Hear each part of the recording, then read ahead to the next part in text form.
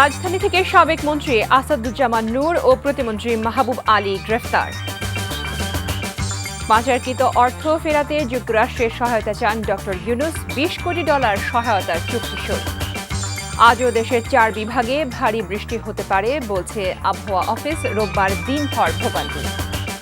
আজ পবিত্র ঈদে মিলাদুন্নবী, মহানবী সাল্লাল্লাহু আলাইহি ওয়াসাল্লামের জন্ম ও ওফাত দিবস পালিত হবে নানা আনুষ্ঠানিকতায়।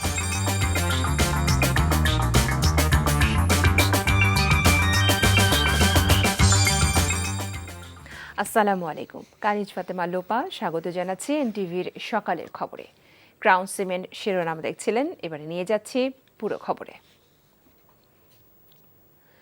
সাবেক সংস্কৃতি বিষয়ক মন্ত্রী আসাদুজ্জামান নূর ও সাবেক বিমান প্রতিমন্ত্রী মাহবুব আলীকে আলাদা 2টি মামলায় গ্রেফতার করেছে গোয়েন্দা পুলিশ।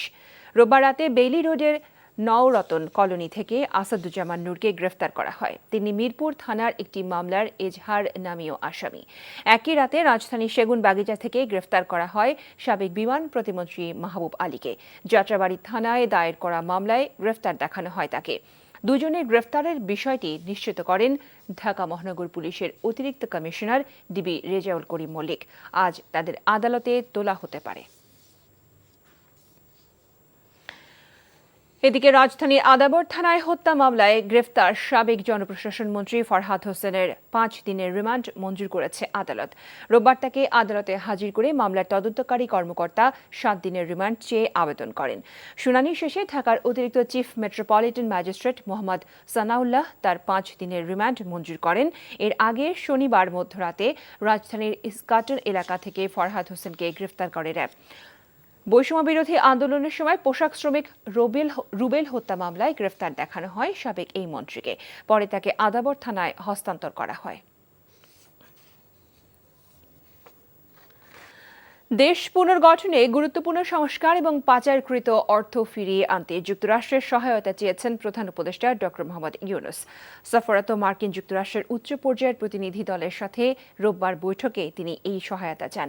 এর আগে অর্থ উপদেষ্টা ডক্টর সালেহুদ্দিন আহমেদের সাথে বৈঠকে $20 কোটি সহায়তার চুক্তি স্বাক্ষরিত হয়। ব্রিফিংয়ে ইউএসএআইডির সহকারী ব্যবস্থাপক অঞ্জলি কৌর জানান, আর্থিক খাতে সংস্কার এবং উন্নয়ন সহায়তায় এই চুক্তি সই হয়েছে। শফি মাহমুদ সাগরকে সাথে নিয়ে রিপোর্টে আরও জানাচ্ছেন মুকসিমুল আহসান। বাংলাদেশের রাজনৈতিক পট পরিবর্তনের পর অন্তর্বর্তীকালীন সরকারের প্রধান উপদেষ্টার দায়িত্ব নেওয়া ডক্টর মোহাম্মদ ইউনূসের সাথে সাক্ষাৎ করতে বৃষ্টি স্নাত সকালে তার সরকারি বাসভবন যমুনায় যান সফররত মার্কিন যুক্তরাষ্ট্রের উচ্চ পর্যায়ের প্রতিনিধি দল। 6 সদস্যের প্রতিনিধি দলটির সাথে প্রায় 1 ঘণ্টা বৈঠক করেন প্রধান উপদেষ্টা। আলোচনায় দেশ পুনর্গঠনে গুরুত্বপূর্ণ সংস্কার, সেই সাথে আগের স্বৈরাচারী শাসনের সাথে জড়িত দুর্নীতিবাজদের পাচারকৃত অর্থ ফিরিয়ে আনতে যুক্তরাষ্ট্রের সহায়তা চান প্রধান উপদেষ্টা। ঘণ্টাব্যাপী বৈঠকে আর্থিক ও অর্থনৈতিক সংস্কার, বিনিয়োগ, শ্রম সমস্যা, রোহিঙ্গা সংকট এবং জাতিসংঘের সাধারণ পরিষদের অধিবেশনে প্রধান উপদেষ্টার নিউ ইয়র্ক সফর নিয়েও আলোচনা হয়। এর আগে সকালে রাষ্ট্রীয় অতিথি ভবন পদ্মায় অর্থ উপদেষ্টা ডক্টর সালেহুদ্দিন আহমেদের সাথে বৈঠক করেন মার্কিন যুক্তরাষ্ট্রের প্রতিনিধি দলটি। বৈঠক শেষে ব্রিফিংয়ে ইউএসএআইডির সহকারী ব্যবস্থাপক অঞ্জলি কৌর জানান, দীর্ঘদিনের বিশ্বস্ত উন্নয়ন সহযোগী হিসেবে বাংলাদেশের সুশাসন প্রতিষ্ঠা, অর্থনৈতিক স্থিতিশীলতা এবং উন্নয়ন সহযোগিতায় একটি চুক্তি সই হয়েছে। For our first visit with the interim government here in Bangladesh. অন্তর্বর্তীকালীন সরকারের সাথে এটি আমাদের প্রথম সফর। $200 মিলিয়ন নতুন উন্নয়ন চুক্তি সই হয়েছে অন্তর্বর্তীকালীন সরকারের সাথে। অর্থনৈতিক স্থিতিশীলতা, স্বাস্থ্য খাতের উন্নয়ন, বেকার যুবকদের কর্মসংস্থানের সুযোগ সৃষ্টিতে চুক্তিটি সই হয়েছে। আর অর্থ উপদেষ্টা ডক্টর সালেহুদ্দিন আহমেদ জানান, কর ব্যবস্থাপনা এবং পাচারকৃত অর্থ দেশে ফিরিয়ে আনতে যুক্তরাষ্ট্র কিভাবে সহযোগিতা করতে পারে তা নিয়েও আলোচনা হয়েছে মার্কিন প্রতিনিধি দলটির সাথে।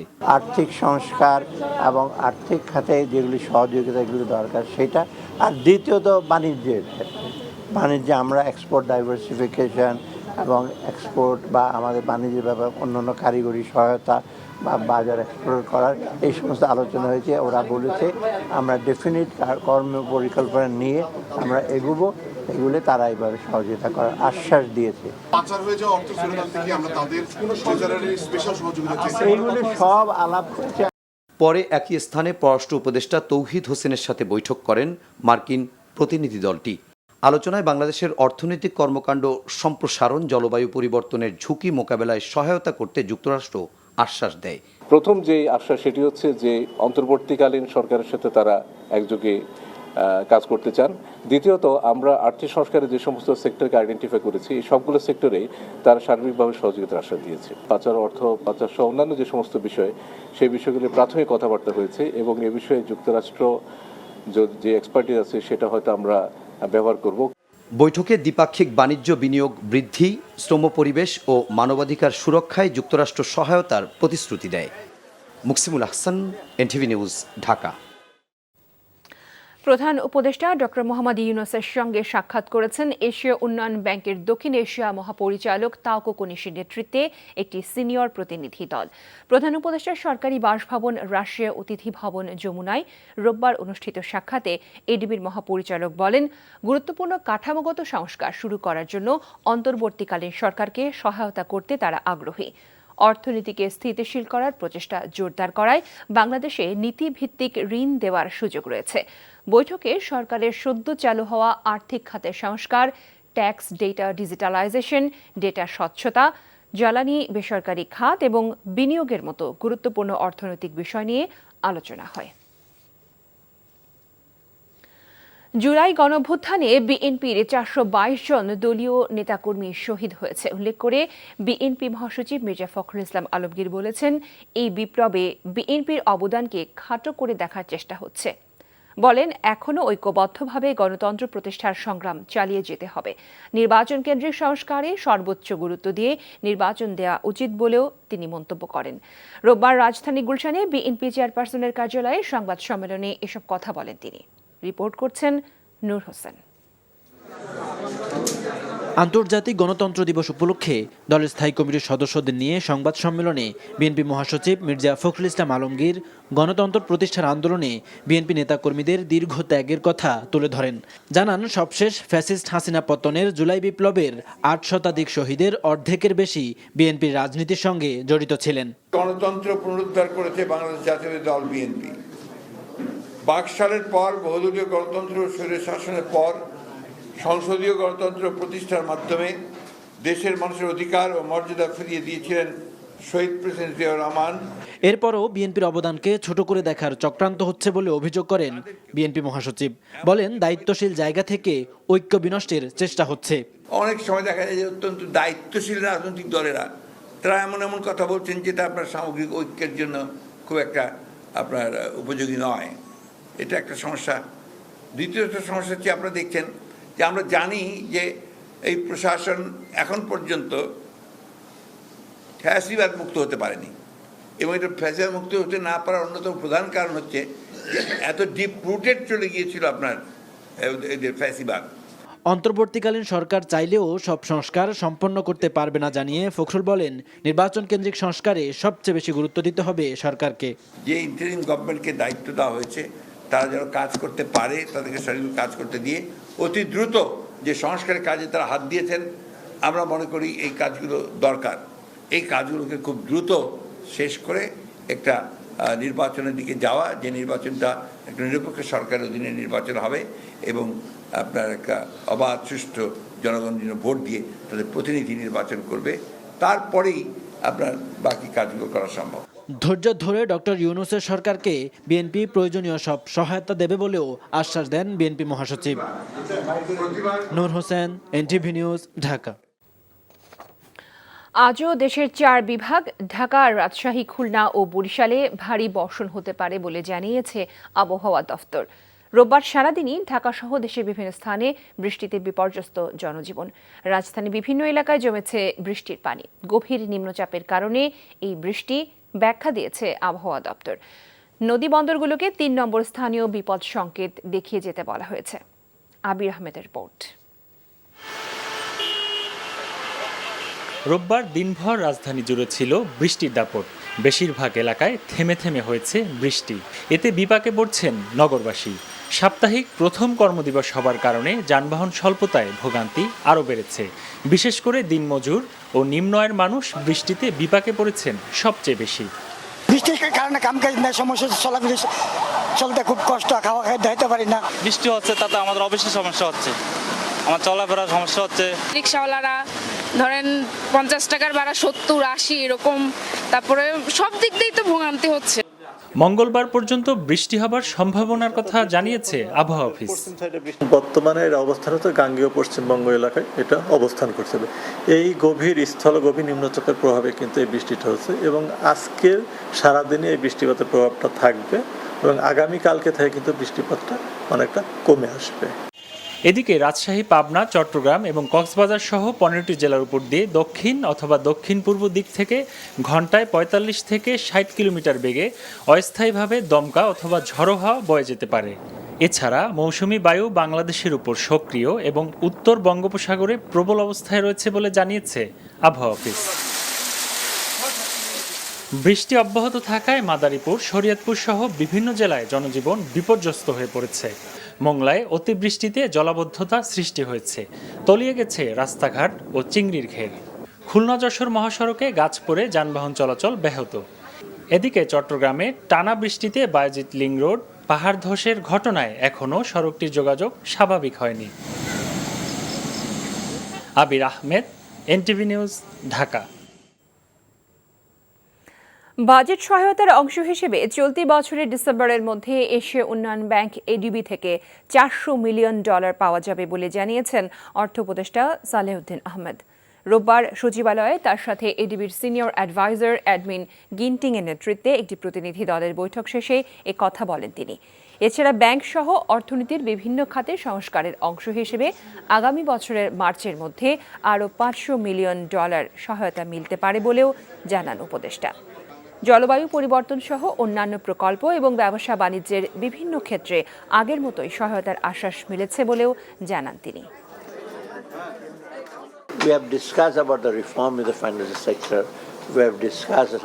বিশ্বব্যাংকের পরই এশীয় উন্নয়ন ব্যাংক বাংলাদেশের দ্বিতীয় বৃহত্তম আর্থিক সহায়তাকারী সংস্থা। ডিসেম্বরের মধ্যে বাজেট সহায়তা হিসেবে $400 মিলিয়ন দিবে এডিবি। আর্থিক ও রাজস্ব খাতের সংস্কারেও সহায়তার আশ্বাস মিলেছে। জলবায়ু পরিবর্তন সহ অন্যান্য খাতেও সহায়তা করবে সংস্থাটি। এছাড়া স্বল্প, মধ্য ও দীর্ঘমেয়াদী প্রকল্পে আগের মতোই সহায়তা অব্যাহত থাকবে এডিবির পক্ষ থেকে।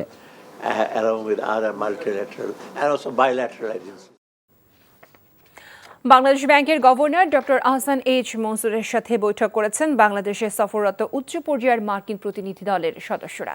রোববার প্রতিনিধি দলটি মতিঝিলে বাংলাদেশ ব্যাংকের কার্যালয়ে যায়। 5 সদস্যের প্রতিনিধি দলের নেতৃত্বে ছিলেন যুক্তরাষ্ট্রের অর্থ বিভাগের সহকারী আন্ডার সেক্রেটারি ব্রেন্ট নেইম্যান। গভর্নরের সাথে ঘণ্টাব্যাপী বৈঠকে বাংলাদেশের আর্থিক খাতের বর্তমান পরিস্থিতি নিয়ে আলোচনা হয়। এ সময়ে বাংলাদেশের সামষ্টিক অর্থনৈতিক উন্নয়নে যুক্তরাষ্ট্র সব ধরনের সহযোগিতা করবে বলে আশ্বাস দেন মার্কিন প্রতিনিধি দলের সদস্যরা।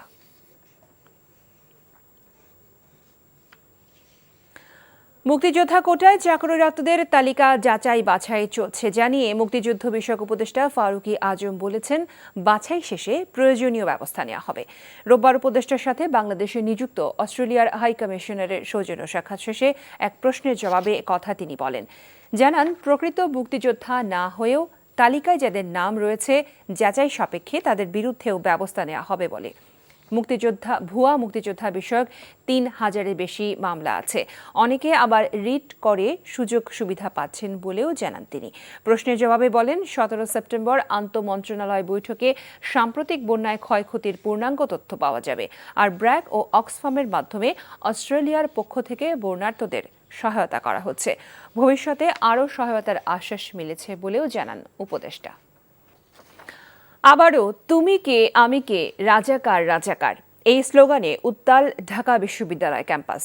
2 মাস পূর্তির এই দিনে কয়েকজন সমন্বয়ক স্লোগানটিকে বিকৃত করে অন্য একটি স্লোগান প্রচারের চেষ্টা করে। এর প্রতিবাদে রোববার রাতে শিক্ষার্থীদের মিছিলটি হলপাড়া থেকে বের হয়ে সূর্য সেন হল, মহসিন হল, ভিসি চত্বর হয়ে ক্যাম্পাসের বিভিন্ন সড়ক প্রদক্ষিণ করে। মিছিলটি রাজু ভাস্কর্যে গিয়ে সংক্ষিপ্ত সমাবেশের মধ্যে শেষ হয়। বক্তারা বলেন, এই স্লোগানের মাধ্যমেই ছাত্র জনতা ঐক্যবদ্ধ হয়েছিল স্বৈরাচার পতনে। কেউ বিকৃত করার চেষ্টা করলে শক্ত পদক্ষেপে গড়ে তোলা হবে। গত 14 জুলাই স্বৈরাচার শেখ হাসিনার এক মন্তব্যের জেরে শিক্ষার্থীরা এই স্লোগান নিয়ে রাস্তায় নামে। ইতিহাস বিকৃতির মহোৎসব শুরু করেছে একদল অপতৎপরতাকারী। তারা সহস্রাধিক শহীদের রক্তের উপর প্রতিষ্ঠিত গণ-অভ্যুত্থানের স্মৃতির চিহ্নকে মুছে দিতে চায়। মুক্ত আবু সাঈদের সহযোদ্ধারা এই চক্রান্ত বাস্তবায়ন হতে দিবে না। ইতিহাস থেকে শিক্ষা নিন, নতুবা আপনাদের পরিণতি হাসিনা থেকে ভয়ঙ্কর হবে। আমরা সবাই ইতিহাসকে সংরক্ষণ করব। আজ 12 রবিউল আওয়াল, পবিত্র ঈদে মিলাদুন্নবী। 570 খ্রিস্টাব্দের এই দিনে মানব জাতির জন্য রহমত হিসেবে প্রেরিত মহানবী হযরত মুহাম্মদ সাল্লাল্লাহু আলাইহি ওয়াসাল্লাম আরবের মক্কা নগরীর সম্ভ্রান্ত কুরাইশ বংশে জন্মগ্রহণ করেছিলেন। আবার 63 বছর বয়সে এই দিনেই তার মৃত্যু হয়। পবিত্র এই দিন উপলক্ষে ইসলামিক ফাউন্ডেশন বাংলাদেশের উদ্যোগে বিভিন্ন কর্মসূচি গ্রহণ করা হয়েছে। এই উপলক্ষে রাষ্ট্রপতি মোহাম্মদ শাহাবুদ্দিন এবং প্রধান উপদেষ্টা ডক্টর মোহাম্মদ ইউনূস পৃথক বাণী দিয়েছেন বিএনপির ভারপ্রাপ্ত চেয়ারম্যান তারেক রহমান সহ বিভিন্ন রাজনৈতিক দল। ধর্মীয় ভাবগাম্ভীর্যের সঙ্গে যথাযথ মর্যাদায় পবিত্র ঈদে মিলাদুন্নবী পালনের জন্য সরকার, বিভিন্ন রাজনৈতিক দল ও সংগঠন নানা কর্মসূচি হাতে নিয়েছে। এসব কর্মসূচির মধ্যে রয়েছে জশ্নে জুলুস, মহানবী সাল্লাল্লাহু আলাইহি ওয়াসাল্লামের জীবনী নিয়ে আলোচনা ও দোয়া মাহফিল। সরকারের তরফে নিরাপত্তা নিশ্চিত করার আশ্বাসে রোববার খুলেছে শিল্পাঞ্চল আশুলিয়ার অনির্দিষ্টকালের জন্য বন্ধ ঘোষিত তৈরি পোশাক কারখানা। তবে নিরাপত্তা সহ নানা ইস্যুতে বন্ধ রয়েছে 18টি কারখানা। এছাড়া 2টি কারখানায় বেতন ভাতা বাড়ানোর দাবিতে কাজ বন্ধ রেখে বিক্ষোভ শেষে হাজিরা দিয়েই বের হয়ে যায় শ্রমিকরা। এদিকে শিল্পাঞ্চল ঘিরে বাড়ানো হয় যৌথ বাহিনীর সমন্বয়ে পুলিশ, আর্মড পুলিশ, শিল্প পুলিশ, র্যাব, বিজিবি ও সেনা সদস্যদের তৎপরতা। শিল্পাঞ্চলে চলমান পরিস্থিতি পর্যালোচনায় আশুলিয়ার বিভিন্ন তৈরি পোশাক কারখানা পরিদর্শন করেছেন কর্মকর্তারা। শ্রম ও কর্মসংস্থান মন্ত্রণালয়ের অতিরিক্ত সচিব মোহাম্মদ সবুর হোসেনের নেতৃত্বে 12 সদস্যের কমিটি তৈরি পোশাক কারখানার মালিক ও শ্রমিকদের সঙ্গে কথা বলেন। বৈষম্য বিরোধী ছাত্র আন্দোলনের অন্যতম সমন্বয়ক সার্জিস আলম বলেছেন, 2 মাস যেতে না যেতেই স্বাধীনতা রক্ষার চিন্তা বাদ দিয়ে ব্যক্তিগত ও রাজনৈতিক উদ্দেশ্য নিয়ে আন্দোলনকারীরা এতটাই বিভক্ত যে এখন অনেকেই নিজেরা নিজেদের মুখোমুখি। রোববার মানিকগঞ্জে এক অনুষ্ঠানে তিনি একথা বলেন। 2 মাস যেতে না যেতেই আমরা এখন নতুন একটি চিন্তায় নিজেদেরকে আবিষ্কার করছি। সেটি হচ্ছে, আমরা এই স্বাধীনতা রক্ষার চিন্তা বাদ দিয়ে আমরা আমাদের ব্যক্তিগত রাজনৈতিক উদ্দেশ্য এবং আদর্শ নিয়ে এতটাই বিভক্ত হয়ে গিয়েছি যে আমরা এখন নিজেরা নিজেদের মুখোমুখি দাঁড়িয়ে গিয়েছি। আপনি দেখতে পাবেন, আমার একজন ভাই শহীদ হয়েছে, হয়তো তার জন্য একটি মামলা করা হচ্ছে, কিন্তু এই মামলায় এখন একটা টাকার ব্যবসা শুরু হয়েছে। ওই মামলায় অনেক নির্দোষ মানুষেরও নাম দেওয়া হচ্ছে এবং টাকা নিয়ে ওই নামগুলো কাটা হচ্ছে। সেটি যেই করুক না কেন, যেই দলেরই অনুসারী হোক না কেন, আমাদের অবশ্যই আমাদের জায়গা থেকে এটি প্রতিবাদ করতে হবে। ফেনী সদরের চনুয়াতে আধিপত্য বিস্তারকে কেন্দ্র করে ছাত্রদলের 2 গ্রুপের সংঘর্ষে সাংবাদিক সহ 12 জন আহত হয়েছে। এই ঘটনায় 3 জনকে গ্রেফতার করা হয়েছে। এ সময় 4টি মোটর বাইক পুড়িয়ে দেওয়া হয়েছে। আশঙ্কাজনক অবস্থায় 5 জনকে চট্টগ্রাম মেডিকেল কলেজ হাসপাতালে স্থানান্তর করা হয়েছে। স্থানীয়রা জানান, গতকাল এক বৈঠক শেষে সাবেক ছাত্রদল নেতা আহসান সুমন তার লোকজন নিয়ে নজরুল ও তার সমর্থকদের উপর হামলা করে। সে ঘটনার জের ধরে আজ সকালে ইউনিয়ন ছাত্রদলের সহসভাপতি শরীফকে তুলে নিয়ে যায় আহসান সুমন বাহিনী। সদর থানা ছাত্রদলের সদস্য সচিব নজরুলের নেতৃত্বে শরীফকে উদ্ধারে যাওয়ার পথে ছনুয়ার গেইটের নিচে 2 পক্ষের মধ্যে ফের সংঘর্ষ বাধে।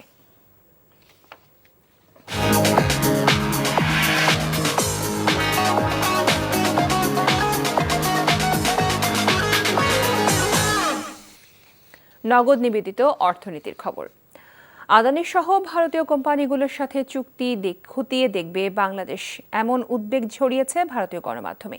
scroll.in এবং ইন্ডিয়ান এক্সপ্রেস জানিয়েছে 2017 সালে আদানি পাওয়ারের সাথে বাংলাদেশের গোপন বিদ্যুৎ চুক্তি, যার ফলে ঝাড়খণ্ডে নির্মিত হয় আদানির কয়লাভিত্তিক Gadda power plant.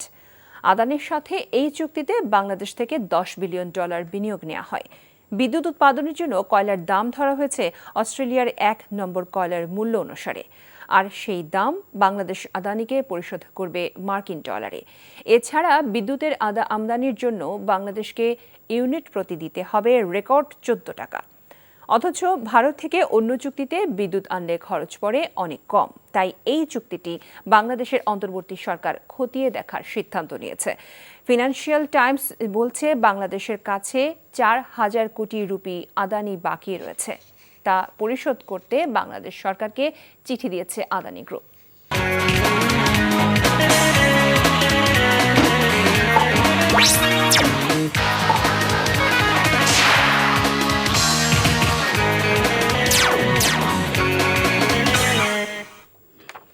Ispahani premium টি খেলার খবর। আসন্ন বাফুফে নির্বাচনে সভাপতি পদে লড়বেন ক্রীড়া সংগঠক তরফদার রুহুল আমিন। নির্বাচিত হলে ফুটবলকে তৃণমূল পর্যায় থেকে পরিবর্তনের ইঙ্গিত দিয়েছেন এই ক্রীড়া সংগঠক। সালাউদ্দিন নির্বাচন থেকে সরে দাঁড়ানোর 24 ঘন্টার মধ্যে আসন্ন নির্বাচনে বাফুফে সভাপতি পদে লড়াই করার ঘোষণা দিয়েছেন তরফদার রুহুল আমিন। রাজধানীর একটি 5 তারকা হোটেলে রোববার ঐকমত্যের ভিত্তিতে অ্যাথলেটিক্স ফেডারেশনের সাধারণ সম্পাদক আলী ইমাম তপন আসন্ন বাফুফে নির্বাচনে প্রার্থীর নাম ঘোষণা করেন। দায়িত্ব পেলে ফুটবলকে তৃণমূল পর্যায়ে পরিবর্তন করার ইঙ্গিত দিয়েছেন রুহুল আমিন। এই নির্বাচনে তাকে সমর্থন দেবেন আমিনুল হক ও জাহিদ হাসান এমিলির মতো সাবেক ফুটবলাররা। এছাড়াও উপস্থিত ছিলেন ওয়ালি সাব্বির ও শফিকুল ইসলাম মানিকের মতো ক্রীড়া সংগঠকরা। আগামী 26শে অক্টোবর অনুষ্ঠিত হবে বাফুফে নির্বাচন। যদি আমি নির্বাচিত হই, আমাকে যদি সবাই আপনারা নির্বাচিত করেন, আপনাদেরকে আমি ফুটবলের একদম রুট লেভেল থেকে আমরা ফুটবলটা শুরু করব এবং ফুটবলকে আমরা শীততাপ নিয়ন্ত্রিত ঘরের ভিতরে কাঁচ ঘরের ভিতরে ফুটবলকে রাখবো না, ফুটবলকে আমরা ডিসেন্ট্রালাইজ করে ফেলবো। সকলের সাথে বসে আমরা যে নেক্সট আমাদের ফুটবল যদি আমরা নির্বাচিত হয়ে আসতে পারি, তাহলে আমরা কীভাবে ফুটবলকে আমরা আগাতে পারি সেই বিষয়ে আমরা টোটাল জিনিসটা আপনারা তুলে ধরবো। পাকিস্তানের পর এবার ভারতের বিপক্ষেও টেস্ট সিরিজ জয়ের স্বপ্ন দেখছেন অধিনায়ক নাজমুল হোসেন শান্ত। তবে ভারতীয় দলের শক্তিমত্তার কথা মাথায় রেখে পা মাটিতে রেখেই টেস্ট ম্যাচে 5 দিনই লড়াই করতে চান অধিনায়ক।